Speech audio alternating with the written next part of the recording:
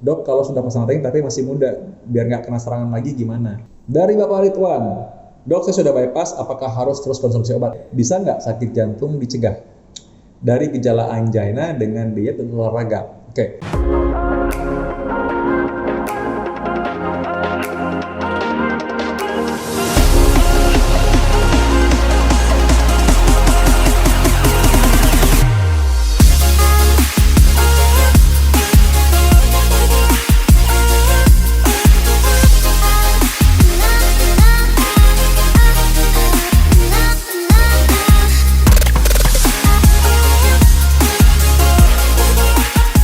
Hai Sobat Dr. Vito, kembali Anda mengikuti channel YouTube ini dan pastinya akan mendapat banyak informasi bermanfaat. Kali ini saya akan menjawab pertanyaan dari Anda semua yang pernah sempat komentar atau bertanya di kolom komen di channel YouTube ini.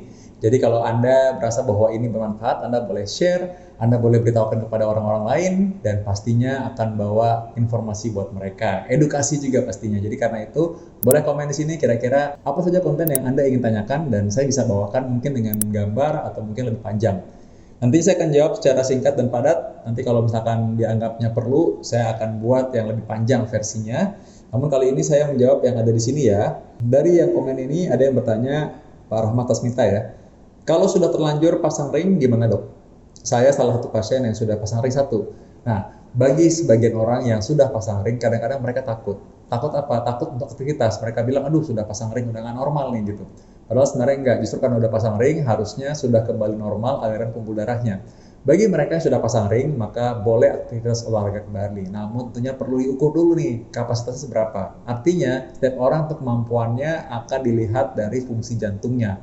Kita bisa lakukan namanya USG jantung, lalu kita bisa lakukan EKG, rekam listrik jantung, dan kita juga bahkan bisa melakukan treadmill stress test untuk mengetahui sejauh mana orang tersebut bisa beraktivitas.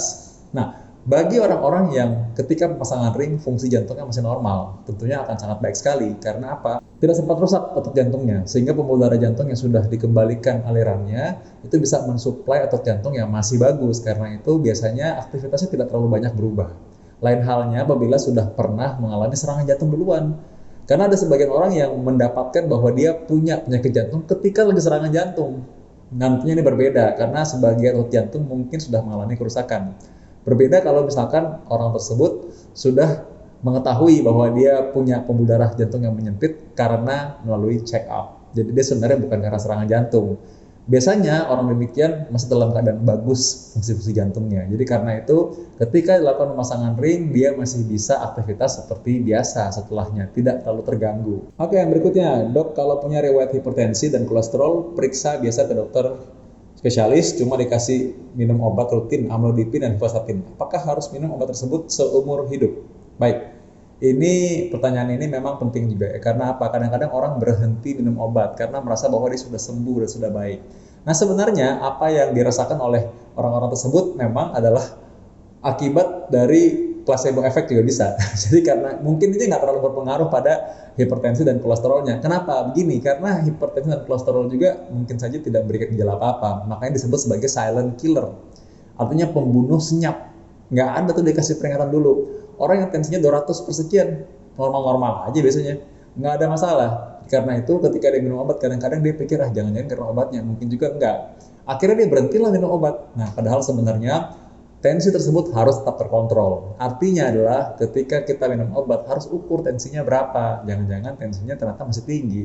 Atau yang kedua, kalau minum obat kolesterol, harus cek lab secara berkala. Apakah benar kolesterol dalam darahnya sudah kembali normal atau sudah kembali di target yang sudah ditentukan. Intinya minum obat itu memang biasanya untuk mengontrol hipertensi. Kapan bisa berkurang? Kadang-kadang kalau minum obat hipertensi bisa jadi kembali normal tuh tensinya. Tapi satu, jangan-jangan itu karena obat. Yang kedua, kita harus uji kalau nggak minum obat jangan-jangan tinggi lagi. Jadi karena itu pentingnya kontrol dan evaluasi. Ada harapan di mana orang bisa mengurangi obat hipertensinya atau ketika masih dalam tahap tertentu bisa bebas dari obat hipertensi. Karena itu harus cek dan recheck dan evaluasi kembali. Kolesterol pun demikian, kita harus lihat dan evaluasi kembali bagaimana sih sebenarnya dipengaruhi oleh makanan. Jangan-jangan dia sudah memang karena minum obat lalu makannya berantakan, atau kebalikannya, dia juga makannya jadi jaga tapi kok tetap tinggi. Jadi karena itu harus lihat lagi, cek lagi ulang-ulang, dan baru kita menentukan apakah ini obatnya apa, dosisnya berapa ya. Ada seorang yang komen di akun YouTube ini bahwa dia usia masih 20 tahun dan divonis pasang ring. Oke, baik, saya sebenarnya tidak melihat bagaimana gambaran karakterisasinya, karena untuk melakukan pemasangan ring harus melewati karakterisasi. Selain karena karakterisasi jantung ini yang membuat kita bisa melihat pembuluh darah mana yang mengalami penyempitan. Ya karena apa? Kadang-kadang kalau orang cuma dikatakan, oh ini harus pasang ring, kadang-kadang itu maksudnya sebenarnya adalah kita harus kateter dulu nih, jangan-jangan perlu pasang ring. Nah kalau memang ternyata perlu pemasangan ring, maka di usia yang sekitar 20 tahun, kita mesti mencari tahu faktor apa yang menyebabkan Anda jadi harus dipasang ring di usia semuda itu. Memang sekarang tidak terlalu jarang orang-orang di usia muda ternyata harus pasang ring. Saya pun mendapatkan banyak kasus yang mirip-mirip. Tapi mereka kita harus cari tahu faktornya apa. Jangan sampai mereka nanti berapa tahun kemudian harus pasang ring lagi.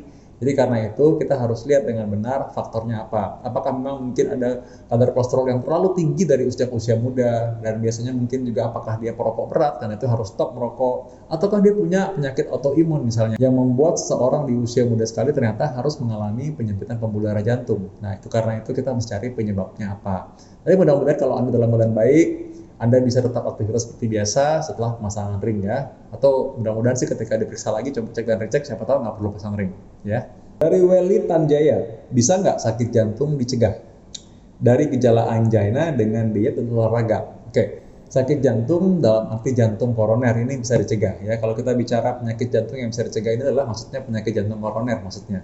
Karena dia ngomong masalah angina. Angina ini artinya adalah nyeri dada yang khas akibat dari penyempitan pembuluh darah jantung koroner. Namanya angina pectoris. Nah, jadi kalau misalkan seseorang mau mencegah penyakit jantung, tentunya satu, dia harus tahu kondisi awalnya bagaimana. Karena kadang orang bilang, saya mau cegah penyakit jantung, saya mau olahraga lah mulai dari sekarang. Kayak pasienku nih, tadi pagi ya, dia bilang kan selama ini udah rutin nih mau olahraga. Nah, tapi masalahnya dia ngomong begitu setelah dia serangan jantung. Artinya dia sudah punya penyakit jantung baru olahraga. Karena itu malah berbahaya. Karena serangan jantung kedua bisa saja terjadi, dan yang berikutnya harusnya dia harus lebih berhati-hati justru. Takutnya itu jadi fatal kan.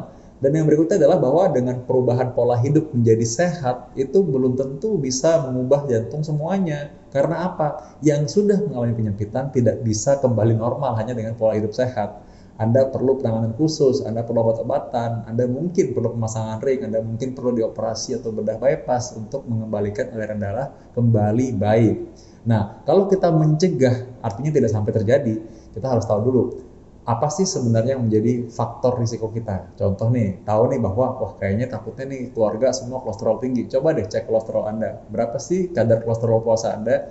Yang kedua, apakah Anda punya penyakit gula? Wah katanya ini ada keturunan. Daripada gelisah dan ketakutan, coba aja cek dulu, apakah benar gula Anda tinggi. Nah kalau misalkan Anda tahu bahwa faktor risiko penyakit jantung, diabetes, kolesterol, darah tinggi itu nggak ada, Anda tidak merokok, Anda makan sehat dan olahraga, nah itu baru benar. Dengan demikian Anda bisa menurunkan risiko penyakit jantung hingga 85%. Tambah lagi kalau Anda bisa check up dan rutin. Dan karena itu mencegah penyakit jantung koroner sebenarnya sangat bisa. Kalau Anda mengetahui diri Anda dari awal, check up dari awal, sehingga tidak sampai harus memasang ring karena Anda sudah punya penyakitnya sebelumnya. Ini sekaligus menjawab pertanyaan dari Wulan Sukmaningsi ya. Dok, kalau sudah pasang ring tapi masih muda, biar nggak kena serangan lagi gimana? Nah, biar nggak kena serangan jantung lagi, kalau Anda sudah pernah pasang ring, Anda harus lebih disiplin lagi. Karena hasil lab itu adalah parameter. Tensi harus normal, gula darah harus normal juga, Anda stop merokok. Nah, dari sejak itu baru Anda bisa tahu bahwa untuk mencegah tidak terjadi lagi, sama, cegah faktor risikonya.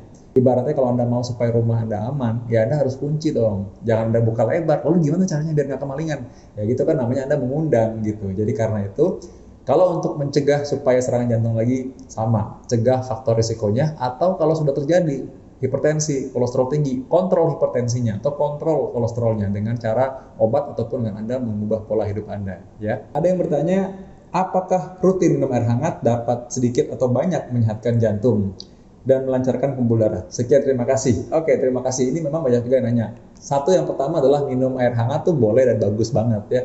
Apalagi kalau ada orang yang mungkin suka peka perutnya, apalagi di pagi hari langsung minum air dingin rasanya nggak enak. Tapi minum air hangat bisa menjadi hal yang baik, kebiasaan yang bagus juga di pagi hari. Tapi kalau untuk namanya bisa melancarkan pembuluh darah jantung sebenarnya enggak, dan hampir nggak ada pengaruhnya. Apalagi kalau misalkan air hangat atau air dingin masuk dalam tubuh kita, dia kan masuk di dalam lambung dulu ya. Air yang masuk dalam lambung itu sebenarnya akan berubah suhunya menjadi suhu badan kita. Jadi tidak ada pengaruhnya sebenarnya. Kalau dia minum air hangat ataupun dingin, tapi dia tetap merokok atau dia punya kolesterol yang tinggi, punya gula darah yang tidak terkontrol, maka bisa saja tetap aja dia punya pembuluh darah yang ada penyempitannya, ada plaknya. Jadi karena itu tidak ada hubungan minum air dengan lancarnya pembuluh darah. Yang benar adalah kalau minum air kita mencukupkan volume darah sehingga aliran darah semakin lancar, itu masih bisa. Karena apa? Karena ini berarti mengurangi kemungkinan terjadi dehidrasi. Dan dengan air yang cukup dalam tubuh kita, maka sirkulasi pun lebih lancar pastinya. Tapi bukan artinya menghilangkan plak dalam pembuluh darah yang menyebabkan orang jadi penyakit jantung koroner. Itu hal yang berbeda ya. Dari Bapak Ridwan, dok saya sudah bypass, apakah harus terus konsumsi obat? Karena Anda sudah menjalani operasi bypass, harusnya kondisi jantung Anda sudah kembali baik. Setidaknya pembuluh darahnya. Saya tidak tahu kondisi jantung Anda bagaimana sebelumnya, tapi ketika Anda sudah melewati operasi bypass, maka pipa pembuluh darah yang harusnya mengalirkan oksigen ke dalam otot jantung harus sudah kembali baik lagi. Nah, Anda perlu rutin konsumsi obat. Karena apa? Itu yang merawat jantung Anda. Jadi seperti mobil antik, kan perlu ada perawatannya. Karena itu, rawat jantung supaya dia lebih awet, tidak rusak lagi ya. Bapak Anwar Sibua, ini anaknya jantung bengkak dan ada penyempitan. Apakah anak perlu dioperasi pembedahan atau cukup dengan kateter? Pak Anwar, apakah ini memang awalnya dari jantung bawaan atau ini masalahnya adalah penyempitan pembuluh darah jantung? Sebenarnya di sini kurang jelas. Tapi kalau misalkan orang yang punya penyakit jantung bawaan, ya biasanya masih bisa dilakukan dengan kateterisasi, ya asal dengan syarat kondisinya tidak terlalu berat, atau kerusakan dindingnya atau katupnya itu tidak terlalu berat dan masih bisa diperbaiki dengan kateterisasi. Karena ada kondisi tertentu yang sudah sangat sulit untuk diperbaiki, bahkan kadang-kadang dioperasi pun sudah tidak bisa. Artinya dioperasi secara pembedahan terbuka pun sudah tidak bisa lagi untuk memperbaiki kondisi jantung. Jadi karena itu tergantung sekali ya. Kita perlu lihat apakah kondisi tersebut memang masih bisa diperbaiki dengan kateter ataupun dengan operasi, atau mungkin malah nggak perlu kedua-duanya, jadi obat-obatan saja. Nah, karena itu memang di awal diperiksa lebih baik. Mudah-mudahan anak Bapak masih dalam keadaan baik-baik saja ya. Sekali lagi bahwa yang namanya penyakit jantung sangat banyak. Jadi artinya ada penyakit jantung disebabkan katup, itu pun ada beberapa. Ada penyakit jantung karena infeksi, itu pun ada beberapa. Ada penyakit jantung karena penyempitan pembuluh darah koroner yang orang sebut dengan serangan jantung atau penyakit jantung koroner. Itu pun ada beberapa spektrumnya. Ada serangan jantung yang tergolong berat sekali sehingga harus segera dikateter. Ada penyakit jantung yang agak ringan sehingga Anda boleh obat dulu sambil berpikir-pikir. Ada juga yang sudah tiba-tiba dalam keadaan, wah ini kronis sekali, artinya sudah sangat jauh, sehingga jantung dalam kondisi sudah rusak, tidak bagus lagi pompanya, dan ini juga diakibatkan oleh penyempitan pembuluh darah jantung. Jadi penyakit jantung berbagai macam ragamnya. Kalau Anda bertanya mengenai penyakit jantung bisa dicegah apa enggak, ada penyakit jantung yang ini harus kateter apa enggak, atau boleh dengan pembedahan, atau mungkin sebaliknya, pemasangan ring bisa enggak, saja itu tergantung dengan kondisinya. Karena itu pemeriksaan jantung itu tidak bisa cuma satu, ada beberapa, ada pemeriksaan melalui CT scan, ada pemeriksaan melalui ekokardiografi, atau elektrokardiogram, dan lain-lain. Nah, bagi kita semua yang patut kita perhatikan adalah ketika memeriksakan jantung kita, kita perlu tahu bahwa dokter akan berusaha mengambil kesimpulan yang seobjektif mungkin dari berbagai perspektif. Makanya kalau dilihat kok periksanya banyak, ya karena kita harus berhati-hati dengan jantung Anda yang dipercayakan kepada kami. Semoga jantung ini Anda bisa kenal dengan baik, Anda bisa sayangi, dan juga tentunya Anda bisa merawatnya dengan baik pula. Sampai jumpa di konten selanjutnya. Anda boleh komen di bawah dan Anda boleh tanya apa saja dan kita akan jawab di edisi episode berikutnya. Dapatkan informasi medis langsung dari Dr. Vito dengan subscribe channel YouTube ini. Anda juga bisa membagikan semua informasi berharga di sini dengan cara share ke teman-teman atau kenalan Anda.